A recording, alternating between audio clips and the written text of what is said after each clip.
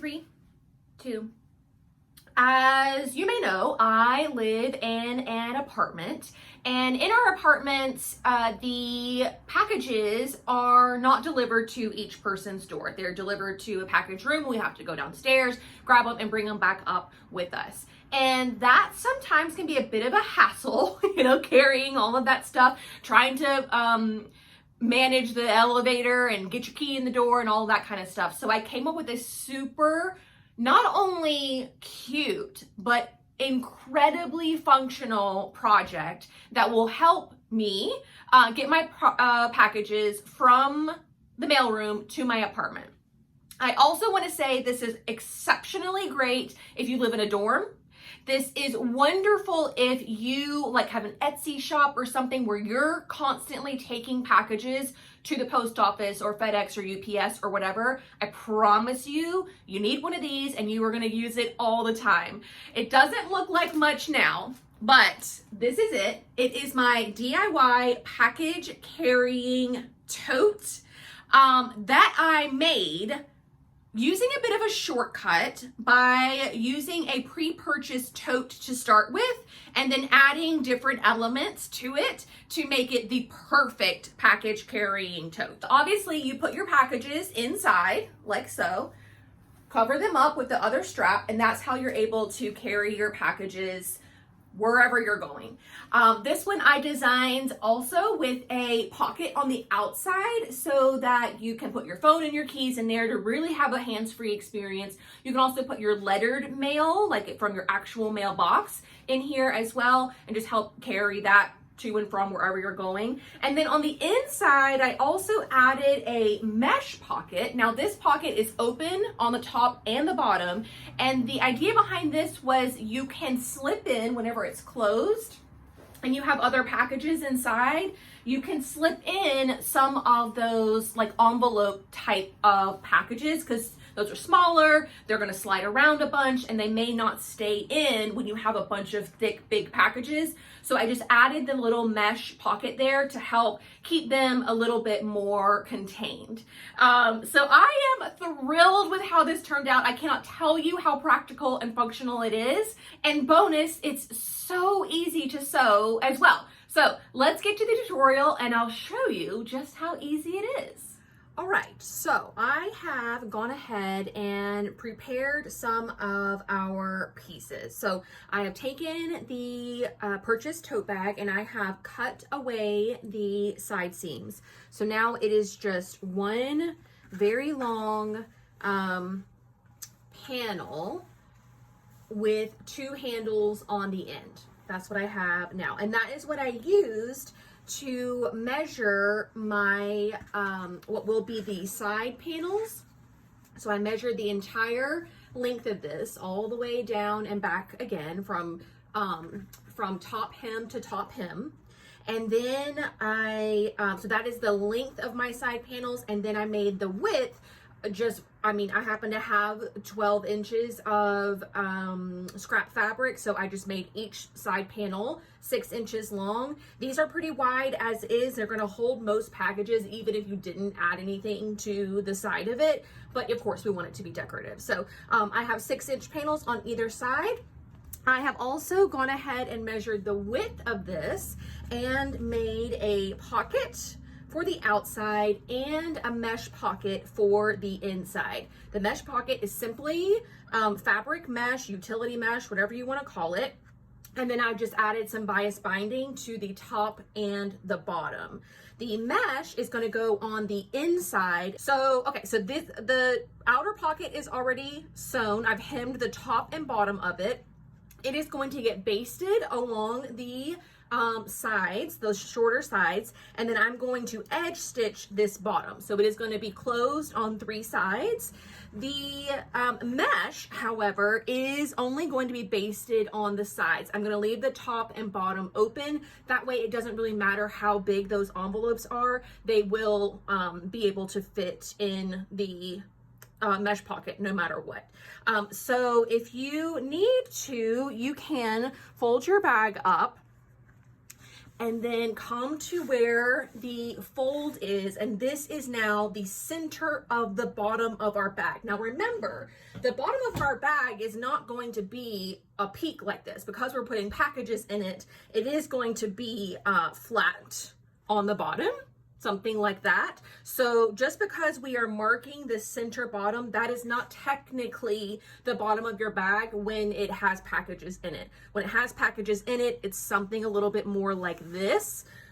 Mine came with this little doodad here, so I know exactly how wide that bottom can be, but obviously you can stuff it more and more and more. But just to give us a good jumping off point as to where to place the pockets, I am going to mark the center of our bag. Just put a little teeny tiny 1/8 of an inch snip right there, so I know where to base the placement of our pockets. I'm going to open this up completely, and our little snip is right there. My bag is roughly 18 inches tall before we flatten out the bottom.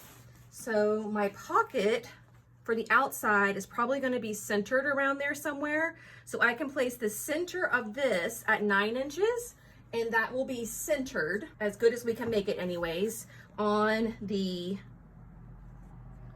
front of the bag. And then mark 9 inches above the other snip.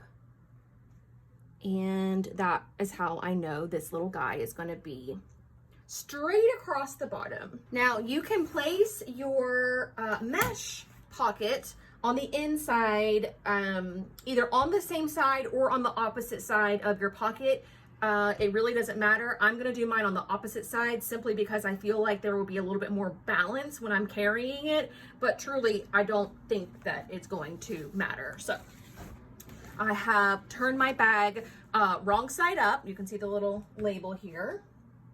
Here is my mesh, and this is the right side of the mesh facing up. Again, I have my little marks for the halfway point, and I can again place the center of this at the 9 inch mark.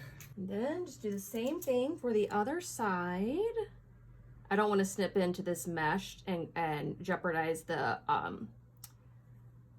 quality of it, so that's why I'm putting in a little pin, and then measure up from the bottom somewhere around there. Okay, so now I'm going to go and I'm going to baste this edge, all the raw edges. I'm going to leave both of these edges open, completely open, and then I'm going to baste these short edges and then edge stitch along the bottom edge of our pocket so that we can use it and it will be closed up on the bottom. Okay, both of my pockets are sewn on. This one functions like a full pocket, and then this one is open on the top and bottom so you can slide your envelope packages in here easily. Okay, so the next step is going to be handling the side panels of our bag. The dimensions for the lining fabric and the outer fabric are slightly different so that the outer fabric rolls to the inside and you can't see it from the outside. So you can see there's like a 1/4 inch difference on the sides, and then at either end there's like a good 1 inch so that it will roll over and serve as your top hem. But the lining fabric, the way that we're going to attach this in order for it to have a clean finish on the inside is we need to go ahead and hem this lining fabric. But I don't want it to be difficult for you guys, so we're just going to use some bias binding to hem this and then stitch in the ditch later. If you don't know what I'm talking about, I'll show you what I mean when we get to that step. But basically, if you were to fold this under and hem it, and then try and stitch in the ditch right along this edge, it gets very, very tricky and kind of messy, but doing it with the bias binding is infinitely easier. So that is why we are gonna go with that. It may be a couple more steps, but it is a lot easier to execute that last step in the very, very end. So I have my bias binding here. This is some that I made like forever and ever ago. And I'm just going to cut it to the length of the long edge, which for me is exactly 1 yard. And then I'm going to apply it to just one of the long edges of each of the lining pieces. Okay, so now that I have my lining fabric, one side of it is hemmed, the other side is not. I have my outer fabric out here. I'm placing them right sides together, and we're gonna sew the short ends first.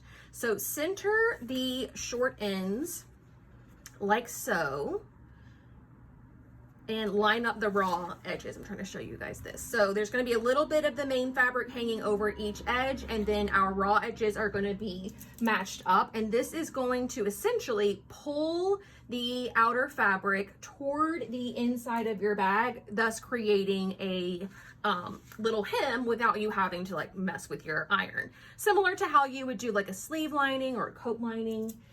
Something along those lines. So just stitch at our 1/2 inch seam allowance across both of these short edges. So now we have our short ends stitched. I have also marked the halfway point on the lining and on the outer fabric.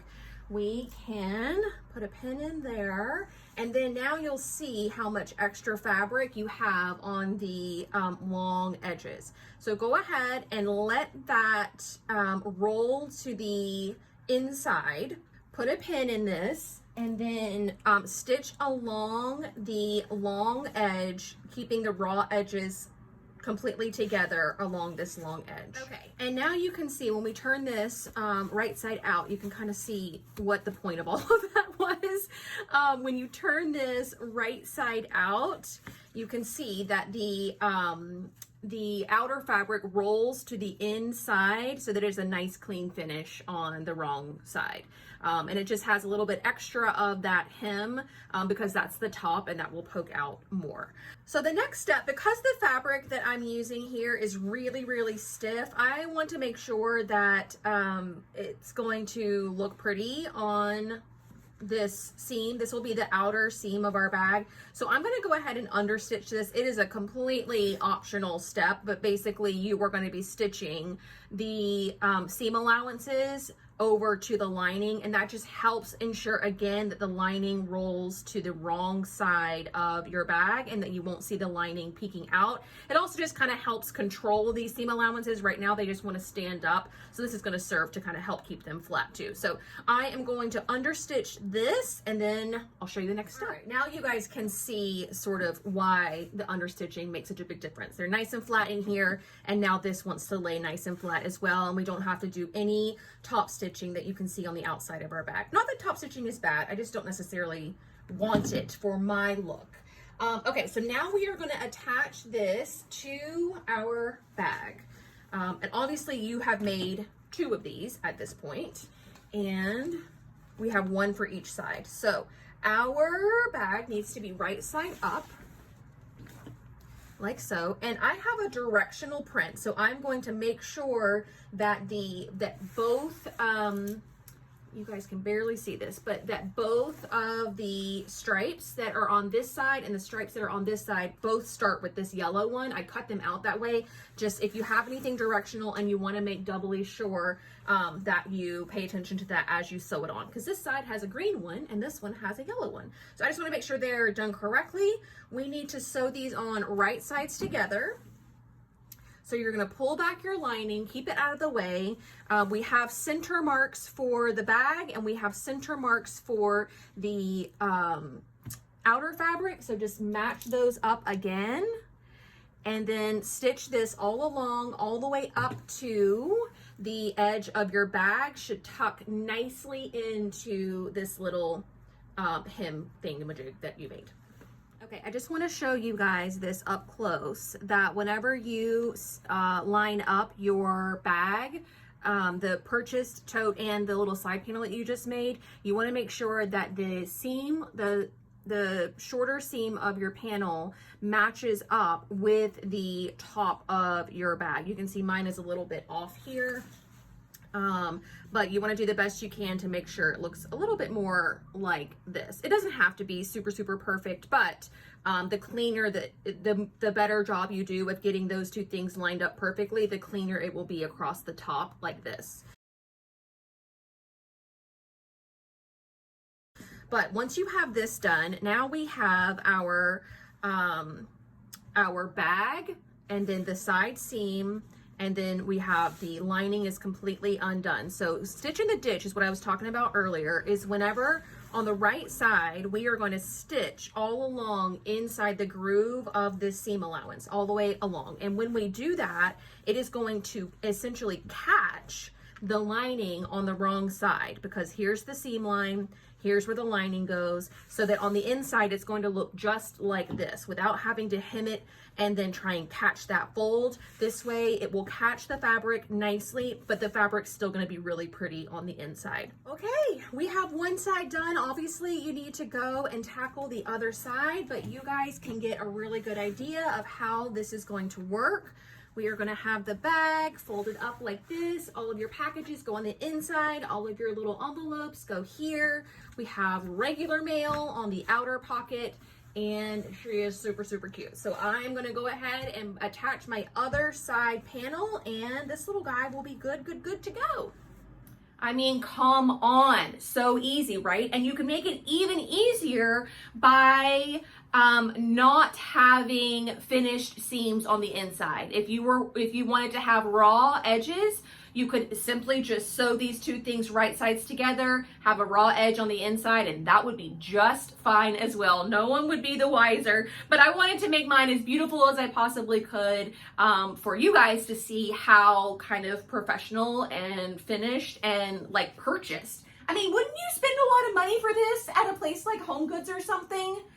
I think so. So yeah, I hope you guys make a ton of these and they help make your life a little bit easier on mail day and happy mail day when your packages arrive.